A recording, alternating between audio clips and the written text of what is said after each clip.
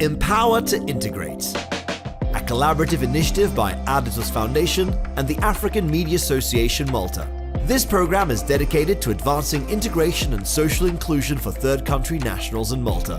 It is funded by the Asylum, Migration and Integration Fund, co-funded by the European Union and carried out in collaboration with the Parliamentary Secretariat for European Funds. Welcome to the Empower to Integrate project. This is a platform for third country nationals to boost their visibility, amplify their voices, and share their perspective. It also aims to strengthen community empowerment within the Maltese communities. Hi, I'm Nazli Mayu, and I'm the project lead strategist and radio host. Today we will be discussing understanding and redefining migration and moving beyond simplified narratives.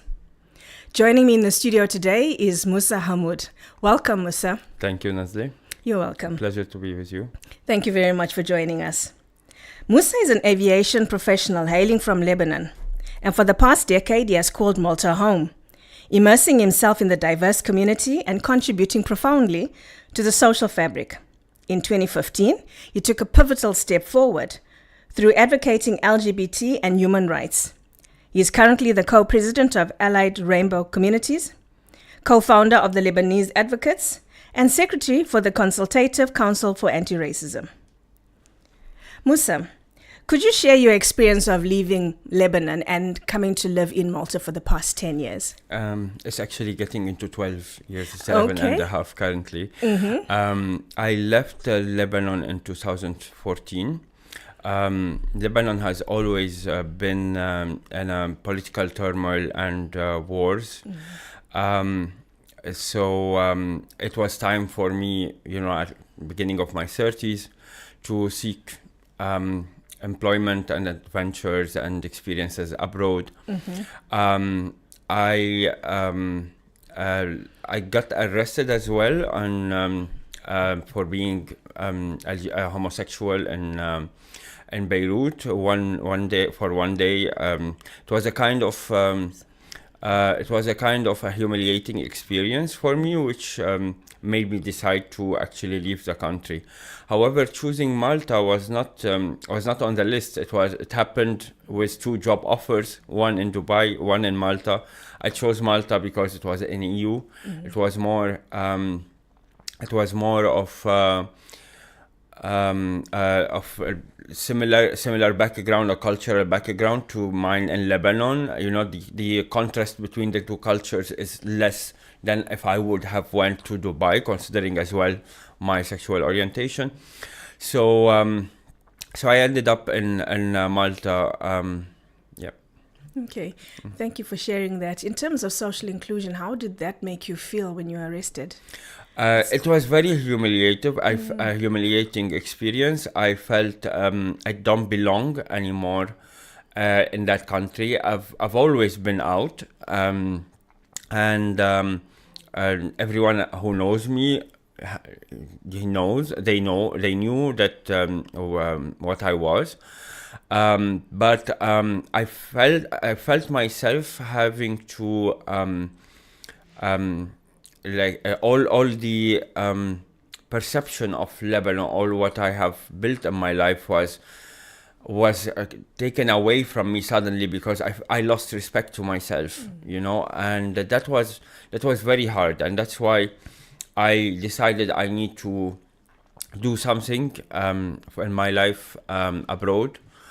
Unfortunately, I couldn't give to my country what I am able to give in here. But definitely, Lebanon loses a lot of brains and resources, human resources every year, because of not only that, but of the lack of opportunities and lack of social cohesion, and loss of belonging to a country where the state does not anymore focus on the well-being of its residents. And what could you share with someone who may be going through the start of their journey, as opposed to you now coming 12 years later? In Malta? Yes, anyone who's experiencing something you've been through. What could you share with them? I would definitely recommend what helped me is to is to first of all find everything going on around me as a local. I try to be a local.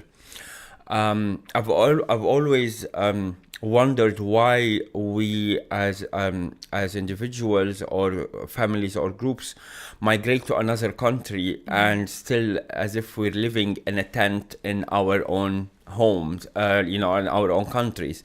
We should the first step toward when you arrive to a country, first of all, research a little bit the language, research a little bit of the culture, a little bit of the places to visit. You would do that if you go for a vacation, right? So why not to do it if you're relocating to a new country? So try to meet the locals, try to be part of the community, and as fast as you would. That wouldn't at all remove anything from the belonging to your own culture and your own country. It's not gonna be deductible, like I'm not gonna be less Lebanese if I give Malta a lot and I integrate in Malta. And is there anything that you love in particular about living in Malta? I love how small it is, that you can actually walk a lot, and that you can always end up at the sea. And it's that's the most thing for me. The sea is very important. So I go every day to walk by the sea, and it's just reachable. And I feel lucky because everyone I would tell I'm walking by the sea on my lunch break, they get jealous. So I learned to realize that how lucky I am. Yeah, that's really great. And what else can you share with us in terms of what are you most proud about living in this diverse community in this country? To be honest, I was going also to say one thing I loved about Malta here is Malta allowed me to be somebody, not on a hierarchy level, but somebody as in the ability to be able to make a difference and to be able to affect people's lives through the community building services that I or actions that I would do. Somewhere else is not easy. The island is very small, but also people are very people in the civil society, that in other NGOs and other, like also in the Human Rights Directorate, and the government, they are always reachable. You can make a difference with one meeting or with several meetings. I mean, I've been for 8 years now in active volunteering. If I look back, was it a right decision? It was the best decision. That's something I'm proud of, and I'm also proud that I was just telling you of the air that I'm the secretary of the Consultative Council. I didn't apply for that. The government approached me for it as a third country national, along with the other representatives of the migrant communities, which is, it's remarkable. You can see that your efforts are being rewarded somehow, and what I'm proud of is that I'm having the chance to make a difference, to affect positively even one person's life. It makes a difference for me. That makes me proud of what I can do. Thank you for sharing that.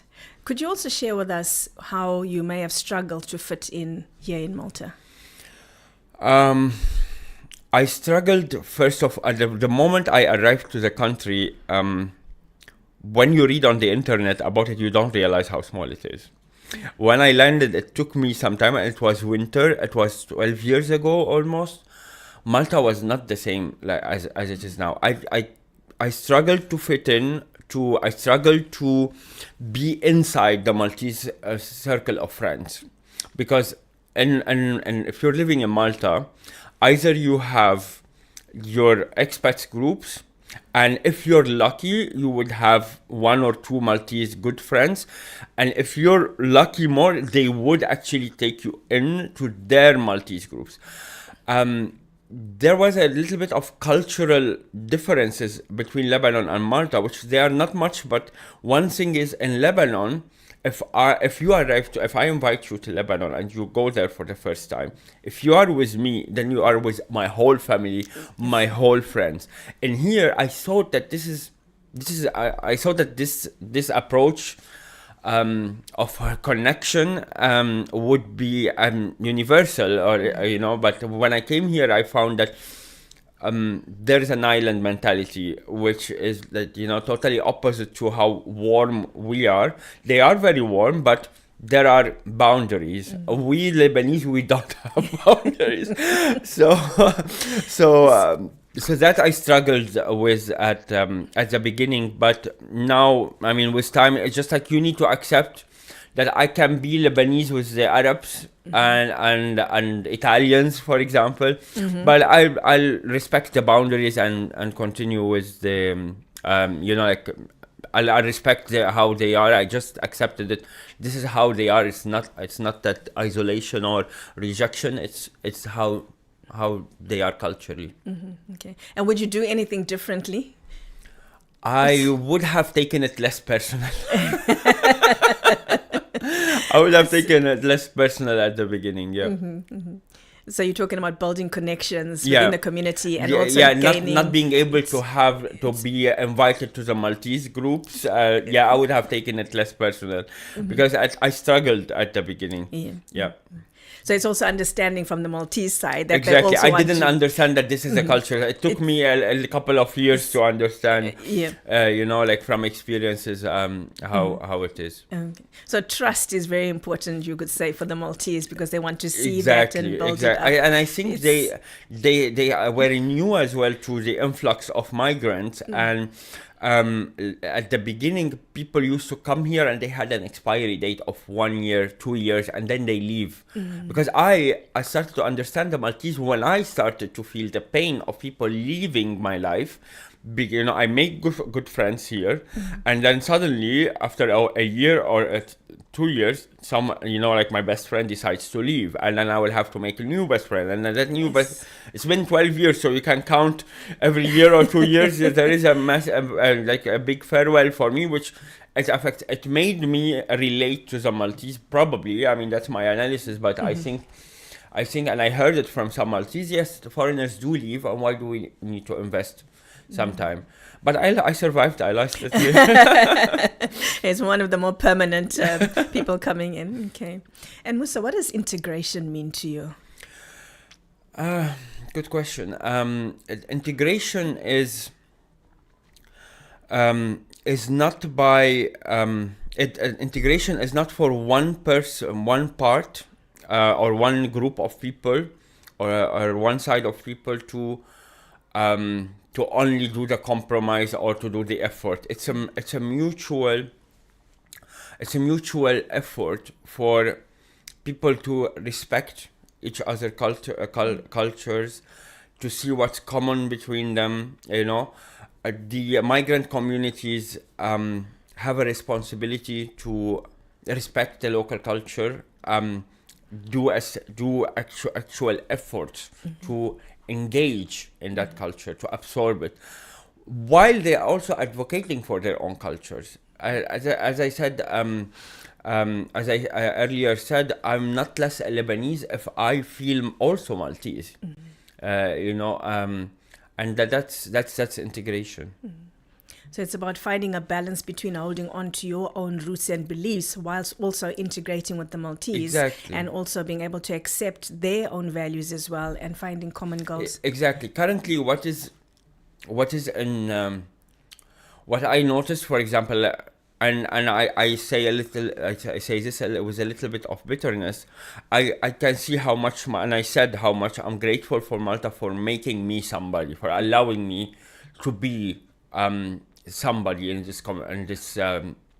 civil society, but in the same time,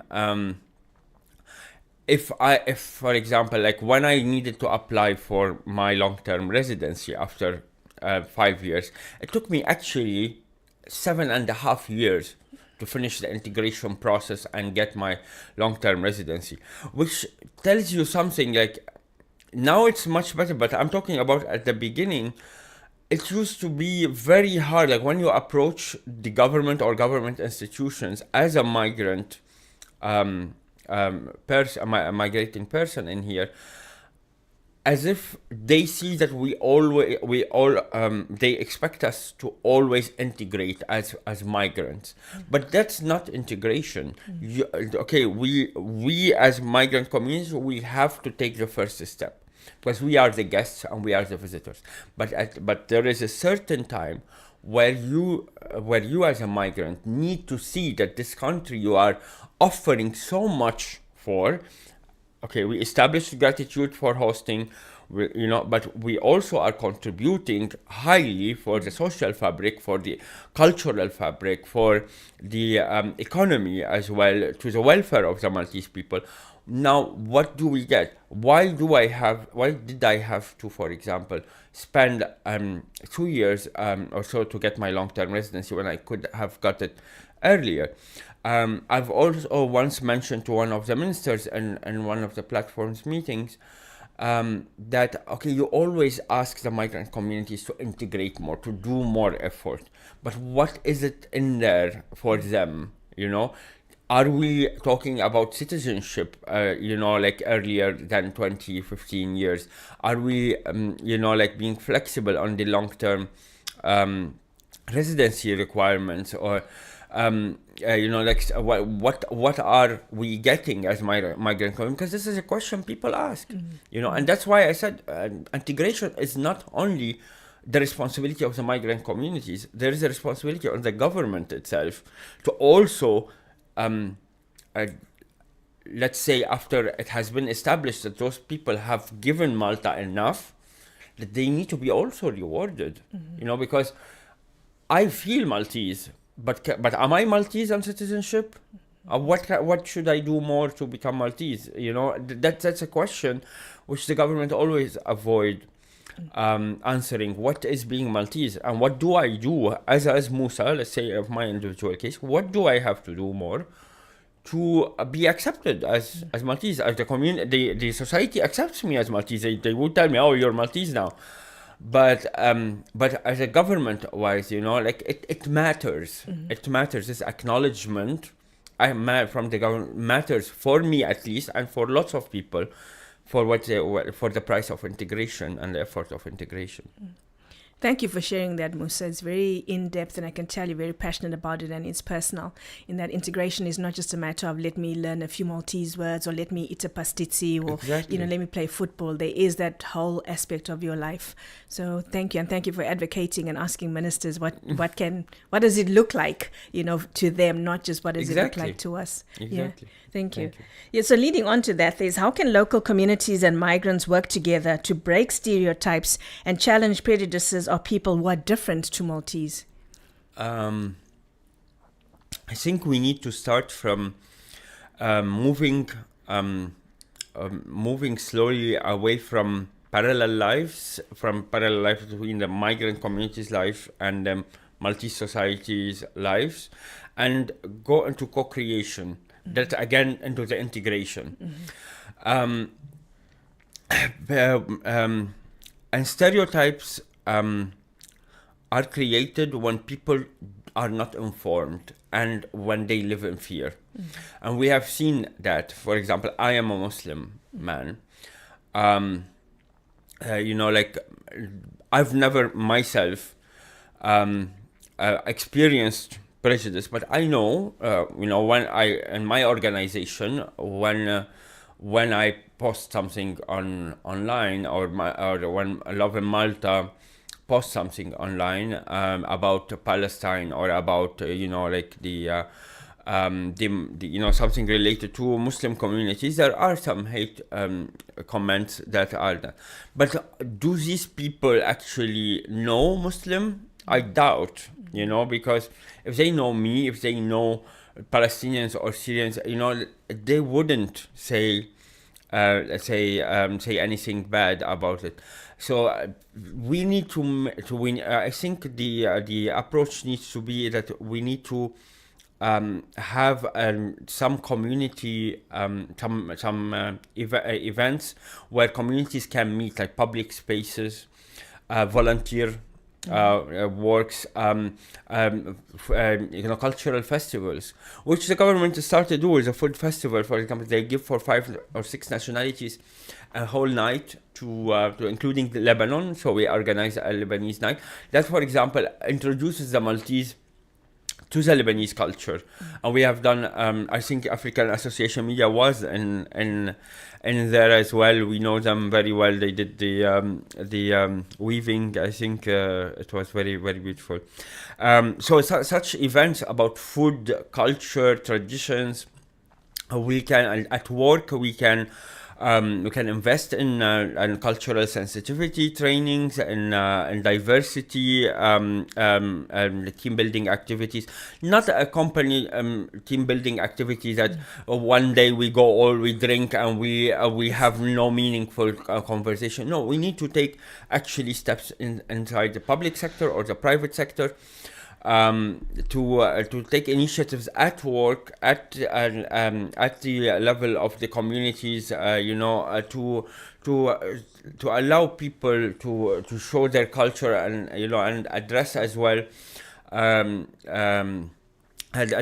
those sensitivities.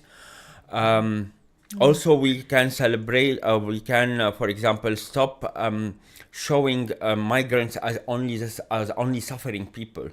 That's a point that we always have. Like, my country is always, oh my God, you're always in wars. For African people, always poor, or or came by the sea. No, not all African people came by the sea. There are entrepreneurs, there are artists, there are people who we can celebrate, in the community we can showcase, and I think this should be celebrated and showcased. Thank you very much. Lastly, we already touched on it, is what is the sense of belonging and social cohesion look like in a community in terms of equality, engagement, and self-expression without fearing this hate speech? Yeah. Belonging is for example, if people can be allowed to be to speak their language. If people to speak their language, to be all the same under the law, to feel that, to be able to get to local councils, to be able to be represented in the social and the local council, to at least help shape the policies that affect their own lives, to have a freedom of religious expression as well, which, for example, again, I'm Muslim, but I don't think anybody and the whole island remembers, apart from the Muslims, to tell me Happy Ramadan, where we all say Merry Christmas to everyone, even if, but that matters, in regards to, the freedom of expression without the fear of being affected by hate speech, which is very harmful, it's very disappointing, very frustrating. And here is the role of institutions as well, to address immediately the hate speech, and to also have certain social media moderation, towards the to force the social media to do the moderation on hate speech. Yeah. Thank you very much. You're welcome. Would you like to say any last words before we close off, as we come to the end? As I mentioned at the beginning, Malta, is a good place. It's a safe place. It's a welcoming place. Those hateful comments that we see on social media are made by a minority of people who are hiding behind the screen, and they actually cowards, I can say. They have no intellectual ability to actually face people, to be in a debate circle with to ask uncomfortable questions. Okay. Thank you very much, Moussa, for joining us today and sharing your experiences and your professionalism as well, and so heartfelt. Thank you very much, and goodbye. Empower to Integrate, a collaborative initiative by Aditus Foundation and the African Media Association Malta. This program is dedicated to advancing integration and social inclusion for third country nationals in Malta. It is funded by the Asylum, Migration and Integration Fund, co-funded by the European Union and carried out in collaboration with the Parliamentary Secretariat for European Funds.